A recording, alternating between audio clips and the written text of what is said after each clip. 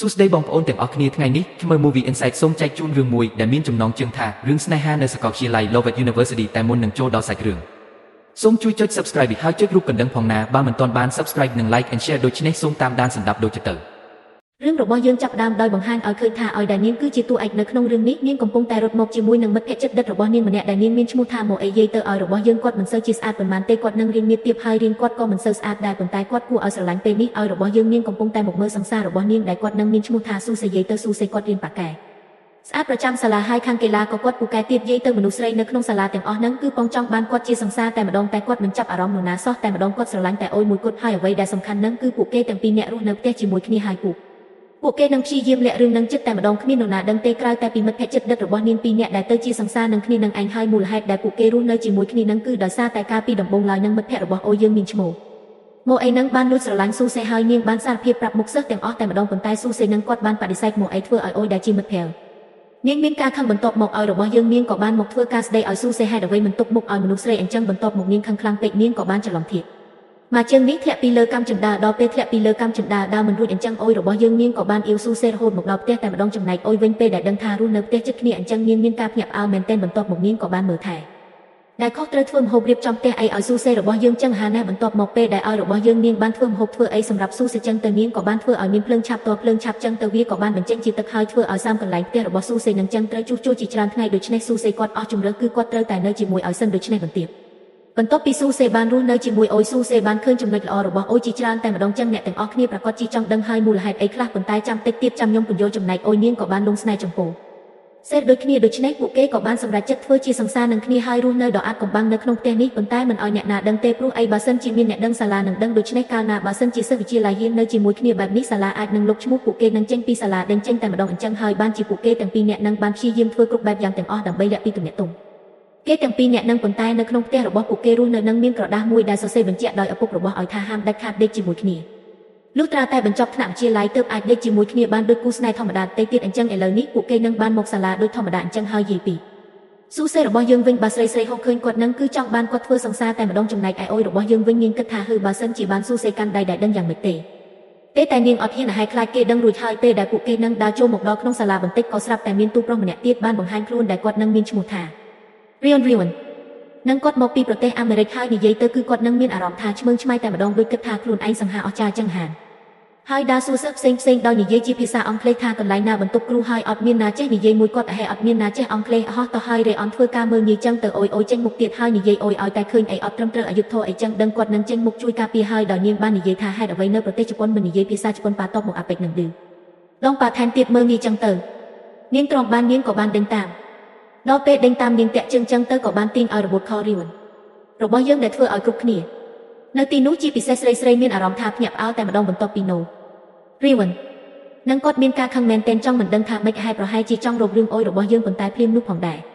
រសេនឹងគាត់ក៏បានបង្ហាញខ្លួនហើយបន្ទាប់មកវាក៏បានបង្ហាញឲ្យឃើញថាតាមពិតពីអ្នកនឹងគឺជាបងប្អូនជីដូនមួយនឹងគ្នាសោះដូច្នេះគោលដៅរបស់រេអននៅពេលនេះគឺមកយកសូសេនឹងទៅកាន់សហរដ្ឋអាមេរិកវិញដើម្បីស្នងតំណែងការងាររបស់ឪពុកខ្លួនប៉ុន្តែសូសេរបស់យើងគាត់បានបដិសេធដូច្នេះហើយរេអនគាត់មិនសុខចិត្តទេគាត់ថាបើចង់បដិសេធលុះត្រាតែលេងបាល់ឲ្យឈ្នះជាមួយខ្ញុំសិនដូច្នេះការប្រកួតចាប់ផ្ដើមយើងឃើញថាម្នាក់មានអារម្មណ៍ថារំភើបភ័យផងអស់ផងជាពិសេសអូយរបស់យើងបើខ្លាចតែស៊ូសេចាញ់ទេប៉ុន្តែសំណាងល្អគឺស៊ូសេនឹងគាត់បានទទួលជ័យជំនះប៉ុន្តែមើលទៅ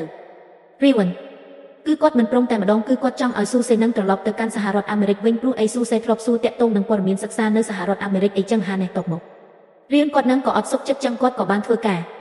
សារតែសង្សារបងមែនទេបានជាបងមិនពឹងទៅសហរដ្ឋអាមេរិកបន្ទាប់មកគ្រប់គ្នានៅសាលាបានភ្ញាក់ផ្អើលចំណាគេជាសង្សាររបស់ស៊ូសេអត់ដឹងចឹងបន្ទាប់មកស៊ូសេគាត់ក៏បានទៅវិញថាមែនហើយអូចឹងដូច្នេះអ្នកនៅក្នុងសាលាជាពិសេសសេឆ្ងល់ចំណាគេគឺជាសង្សាររបស់ស៊ូសេណាងប្រហែលជាខ្ពស់ស្អាតដាំទ្រុងធំអីចឹងដល់ពេលអូយរបស់យើងនេះសម្លឹងមើលខ្លួនឯងចប់អញហើយបើសិនជាគេដឹងថាអញជាសង្សាររបស់ស៊ូសេចប់មកដូច្នេះពេលមកដល់ផ្ទះវិញអូយរបស់យើងក៏បានសួរស៊ូសេតាក់ទងនឹងរឿងសាលារៀននៅសហរដ្ឋអាមេរិកប៉ុន្តែស៊ូសេគាត់ក៏បានទៅវិញថាមិនអីទេគាត់គ្រាន់តែលក្ខណៈឆែកមើលធម្មតាចង់ដឹងការសិក្សាគេយ៉ាងម៉េចទេដូច្នេះអូយឲ្យនាងធូរចិត្តយាយទៅអូយមិនអាចរស់នៅដោយអត់ស៊ូសេបាននោះទេឥឡូវនេះស្អែកឡើងយើងកាត់មកដល់រេអនវិញរេអននឹងគាត់ក៏បានដើរពិនិត្យស្រីនៅក្នុងសាលារៀនទាំងអស់ចឹងចង់ដឹងថាអ្នកណាគឺជាសង្សាររបស់ស៊ូសេគាត់នឹងដើរគម្រប់មើលអ្នកណាដើមទ្រូងធំអីចឹងថាចឹងហាណោះប៉ុន្តែភាគច្រើនអ្នកដើមទ្រូងធំសឹកតែចាប់អារម្មណ៍គាត់ចឹងបើកាលណាចាប់អារម្មណ៍គាត់បានន័យថាម្នាក់នោះមិនមែនជាសង្ស្រីស្អាតប្រចាំសាលាដែរបើនាងថានាងគ្មានសង្សារបានន័យថានឹងមែនជាសង្សាររបស់ស៊ូសេហេបន្ទាប់មកគាត់រកយ៉ាងណាក៏រកសង្សាររបស់ស៊ូសេមិនឃើញដែរពេលទៅដល់បណ្ណាល័យមួយនឹងក៏បានជួបជាមួយនឹងអូយ បន្ទាប់មកអុយរៀងមានការភ័យមែនទែនខ្លាចអាពេកនឹងដឹងចឹងប៉ុន្តែអាពេកនឹងគាត់ក៏បាននិយាយថាហឹមមុខនាងចឹងស៊ូសេនឹងមិននិយាយចូលផងមើលទៅបន្ទាប់មកអុយរបស់យើងនេះមានការហឹមអញមួយមកខឹងខ្លាំងមកមើលងាយទាំងព្រឹកឥឡូវនេះយើងកាត់មកដល់ស៊ូសេរបស់យើងវិញបើគាត់នឹងអញ្ចឹងមែនសង្ហាអញ្ចឹងមែនប៉ាកែអញ្ចឹងមែនប៉ុន្តែគាត់នឹងក៏បានរកលុយចិញ្ចឹមគ្រួសារចិញ្ចឹមអុយអីដូចគ្នាគឺគាត់ធ្វើជាអ្នករត់ទៅភ្លាមនោះផងដែរនឹងបងប្រុសរបស់គាត់ដែលមានឈ្មោះថាស៊ូជូនឹងបានមកលេងជាមួយគាត់ហើយបងប្រុសគាត់នឹងឲ្យរៀនសម្បូរស្រីក្រៅព្រាននារីចឹងហានហើយបងប្រុសគាត់នឹងមានតួនាទីក្នុងការថតរូបថតអីនិយាយរួមអ្នកថតរូបល្បីដែរបន្ទាប់ពីចប់ការងារស៊ូសេនឹងគាត់ក៏បានសួរបងប្រុសរបស់ខ្លួនថាអញ្ជាក់បើយើងចង់ការពារមនុស្សស្រីម្នាក់គឺយើងត្រូវធ្វើដូចម្ដេចបន្ទាប់មកបងប្រុសរបស់ស៊ូសេបាននិយាយថាគឺមានតែលុយមួយគត់ដែលអាចធ្វើឲ្យនាងនឹងសុខស្រួលបើនិយាយចឹងអ្នកទាំងអស់គ្នាវិញគិតមិនដែរចឹងអ្នកទាំងអស់គ្នាប្រកាសជាពិបាកក្នុងការឆ្លើយសំណួរនេះហើយប៉ុន្តែមនុស្សម្នាក់គេថាមានជំរឿខុសៗគ្នាអញ្ចឹងអ្នកទាំងអស់គ្នាចាំមើលជំរឿរបស់ស៊ូសេនិងអុយវិញតើពួកគេនឹងធ្វើបែបណាឥឡូវនេះយើងកាត់មកដល់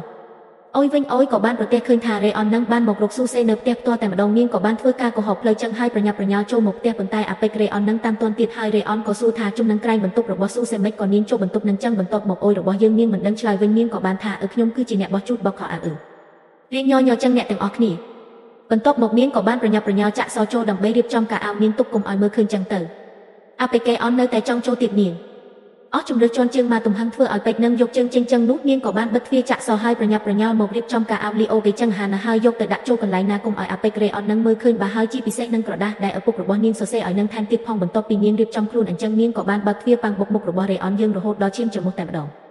តបមកនាងក៏បានសុំទោសហើយនាំឲ្យមកចូលមើលអីចឹងទៅរួចហើយនាងភ្លេចខោលីអូប្រហែលជាលីអូមើលទៅតបមកនាងក៏បានយកវានឹងចូលទៅក្រោមភួយអីចឹងឲ្យចេះតែមានមកបន្ទាប់ពីនោះស៊ូសេនឹងក៏បានមកដល់តបមករីអមក៏បាននិយាយថាហើយបើចង់ជួលអ្នកបោះសម្អាតជួលអ្នកណារៀនស្អាតតិចទៅមិនបន្ទាប់មកស៊ូសេគាត់បាននិយាយថាមិនមែនទេគឺនាងគឺជាសង្សារខ្ញុំតែម្ដងចំណែករ៉េអនវិញគាត់ពិបាកទទួលយកព្រោះអីរ៉េអនគិតថាសង្សាររបស់ស៊ូសេប្រហែលជាខ្ពស់ស្អាតរៀងសេចក្ដីអីចឹងមិនក៏ទៅជានាងវិញយ៉ាងម៉េចយ៉ាងម៉ាក៏ខ្ញុំមិនជឿថានាងជាសង្សាររបស់បងដែរបន្ទាប់មកស៊ូសេក៏បាននិយាយថាឥឡូវបើសិនជាមិនជឿសាក់នៅជាមួយខ្ញុំប៉ុន្មានថ្ងៃសិនទៅឯងប្រកាសជាដឹងចំណុចល្អរបស់នាងជាច្រើនវាមិនផ្ដោតសំខាន់ទៅលើរូបរាងកាយរបស់នាងនោះទេដូច្នេះរីវិន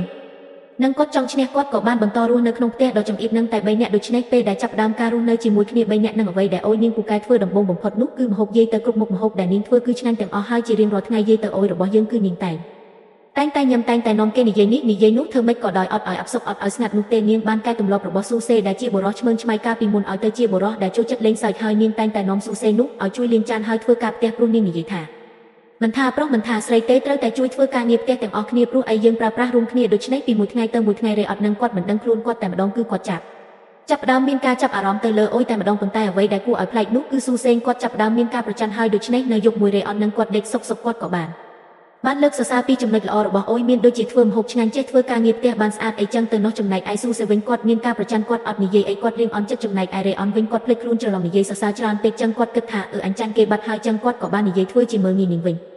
និយាយថាអុយរបស់យើងរៀងមិនសូវស្អាតការទឿអុកមុខក៏មិនស្អាតដូចគ្នាចឹងទៅធ្វើឲ្យអុយនេះមានការខឹងមែនតែនាងក៏បានធ្វើការក្រវីក្រវត្តពេញនឹងចឹងទៅបន្ទាប់ពីនោះបាស៊ូសេរបស់យើងគាត់មុខក្រមុំតែម្ដងអ្នកទាំងអស់គ្នាហើយគាត់ក៏បាននិយាយថាឥឡូវនេះដល់ពេលដែលរ៉េអនត្រូវចាក់ចេញពីផ្ទះនឹងហើយគាត់នឹងដេញចេញទាំងយប់តែម្ដងនិយាយទៅគាត់អត់ឲ្យនៅយូរបានហើយខ្លាច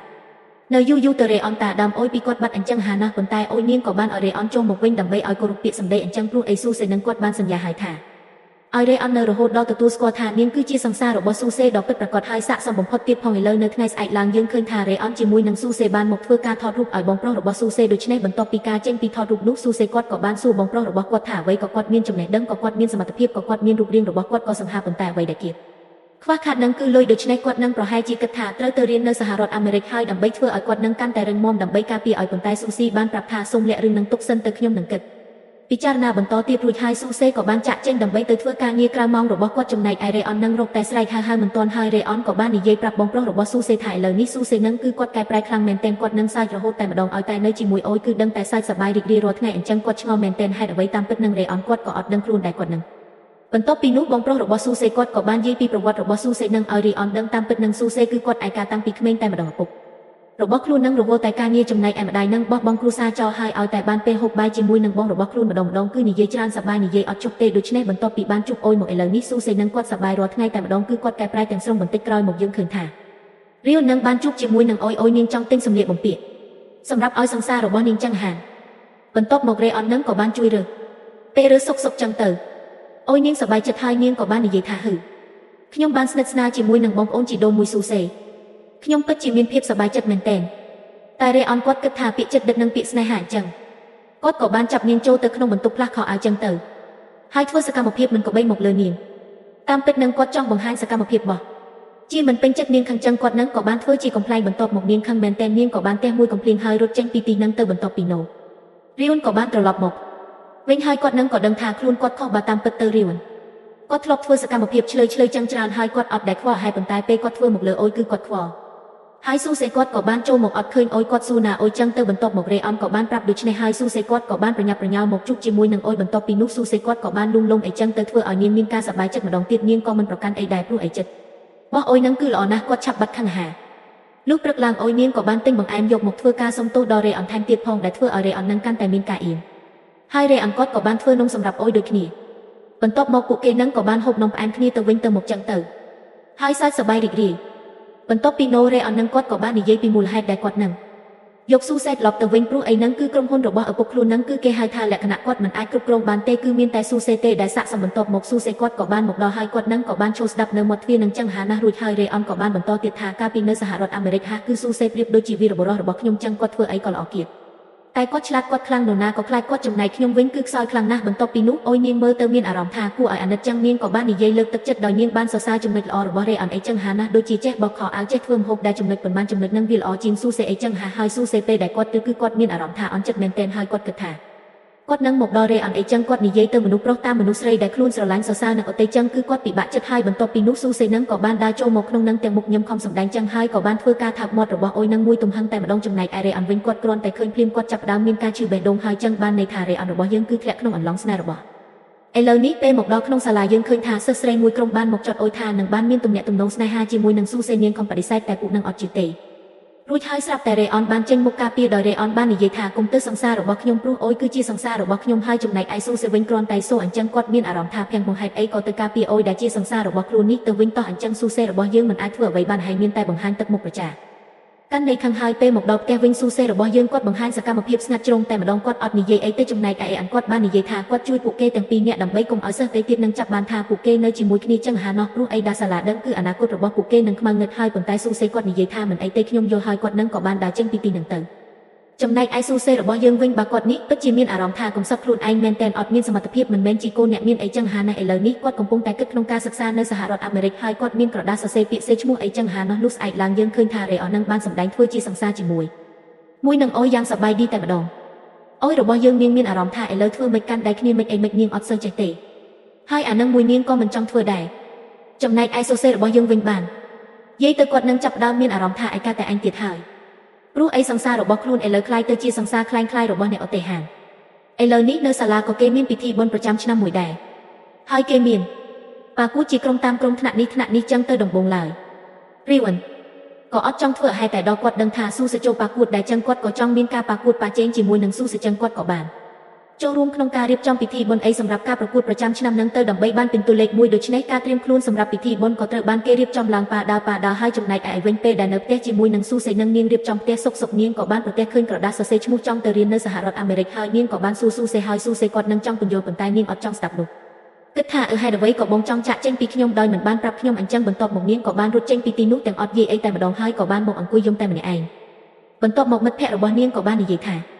គឺតោះយើងពិធីចាប់ដើមហើយគុំនៅអង្គុយនឹងទៀតអីឥឡូវនេះយើងកាត់មកដល់កន្លែងពិធីនេះវិញបាទរេអននឹងគាត់ចង់ធ្វើការប្រកួតប្រជែងជាមួយនឹងស៊ូសេខ្លាំងមែនទែនប៉ុន្តែដល់ពេលគាត់មកមើលស៊ូសេគ្រាន់តែស៊ូសេឆ្លៀតពាក់ជាទន្សាយសោះបានធ្វើឲ្យគេចាប់អារម្មណ៍ដាក់ពិន្ទុឲ្យច្រើនចឹងហានគាត់ថាយីពិតជាអីក៏មិនមែននេះបន្ទាប់ពីនោះរីវ៉ាន់ក៏បានមករកអុយហើយដល់ពេលឃើញអុយស្លៀកពាក់បែបហ្នឹងគាត់ក៏បានច្រឡំមាត់និយាយថាពិតជាគួរឲ្យស្រឡាញ់មែនតែគាត់ច្រឡំមាត់ចឹងហានតែអុយនាងស្ដាប់មិនយល់ហេខ្ញុំអត់ចេះអង់គ្លេសបន្ទាប់ពីនោះមិនដឹងម៉េចរេអននឹងចង់បានអុយដើរជាមួយចឹងមកនិយាយថាឥឡូវទៅជាមួយខ្ញុំយើងសម្ដែងបន្តធ្វើជាសង្សារទៀតចឹងហានហើយក៏បានមកជួបជាមួយនឹងស៊ូសេគាត់គ្រាន់ឃើញអុយនៅជាមួយនឹងរេអនគាត់មានការអន់ចិត្តមុខក្រមុំភ្លាមតែម្ដងក្រោយមករេអននឹងអុយនឹង